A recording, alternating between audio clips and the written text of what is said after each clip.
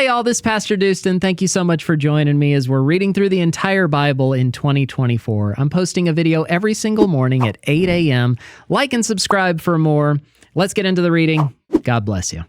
Revelation chapter 8. When the Lamb opened the seventh seal, there was silence in heaven for about half an hour.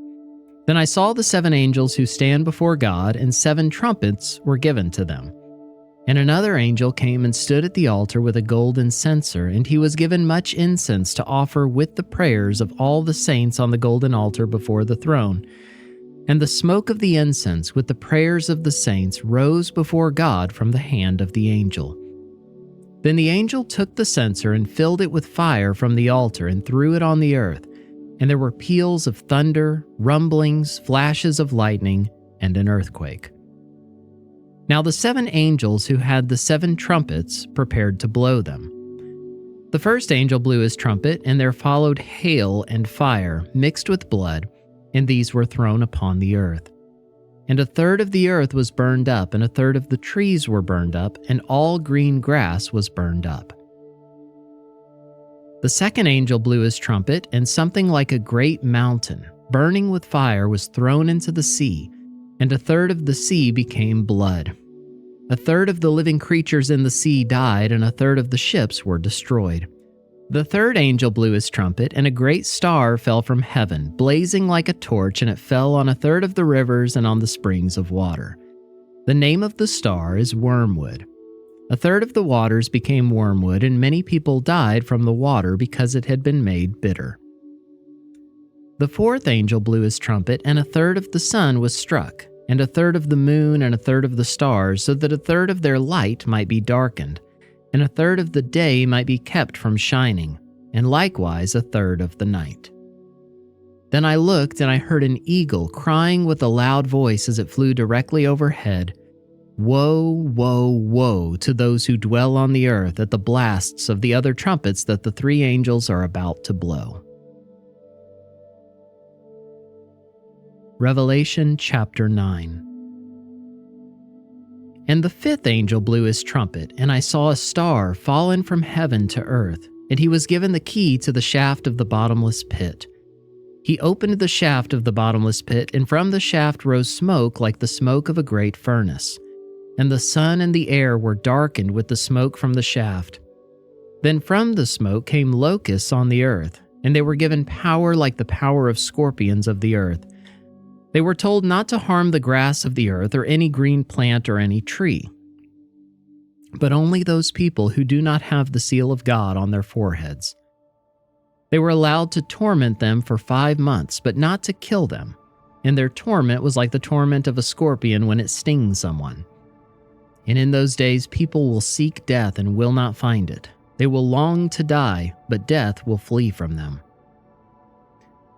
In appearance, the locusts were like horses prepared for battle. On their heads were what looked like crowns of gold. Their faces were like human faces, their hair like women's hair, and their teeth like lions' teeth. They had breastplates like breastplates of iron, and the noise of their wings was like the noise of many chariots with horses rushing into battle. They have tails and stings like scorpions, and their power to hurt people for 5 months is in their tails. They have as king over them the angel of the bottomless pit. His name in Hebrew is Abaddon, and in Greek he is called Apollyon. The first woe has passed. Behold, 2 woes are still to come. Then the sixth angel blew his trumpet, and I heard a voice from the 4 horns of the golden altar before God, saying to the sixth angel who had the trumpet, "Release the 4 angels who are bound at the great river Euphrates." So the 4 angels who had been prepared for the hour, the day, the month, and the year were released to kill a third of mankind. The number of mounted troops was twice 10,000 times 10,000. I heard their number. And this is how I saw the horses in my vision, and those who rode them. They wore breastplates the color of fire and of sapphire and of sulfur, and the heads of the horses were like lions' heads, and fire and smoke and sulfur came out of their mouths. By these 3 plagues a third of mankind was killed, by the fire and smoke and sulfur coming out of their mouths. For the power of the horses is in their mouths and in their tails, for their tails are like serpents with heads, and by means of them they wound. The rest of mankind who were not killed by these plagues did not repent of the works of their hands, nor give up worshipping demons and idols of gold and silver and bronze and stone and wood, which cannot see or hear or walk. Nor did they repent of their murders or their sorceries or their sexual immorality or their thefts. Revelation chapter 10. Then I saw another mighty angel coming down from heaven, wrapped in a cloud with a rainbow over his head, and his face was like the sun, and his legs like pillars of fire. He had a little scroll open in his hand, and he set his right foot on the sea and his left foot on the land, and called out with a loud voice like a lion roaring. When he called out, the 7 thunders sounded. And when the 7 thunders had sounded, I was about to write, but I heard a voice from heaven saying, "Seal up what the 7 thunders have said, and do not write it down."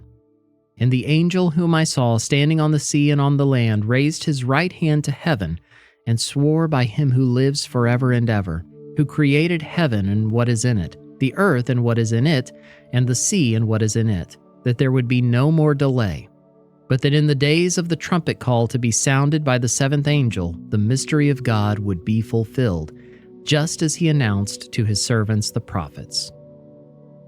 Then the voice that I had heard from heaven spoke to me again, saying, "Go, take the scroll that is open in the hand of the angel who is standing on the sea and on the land."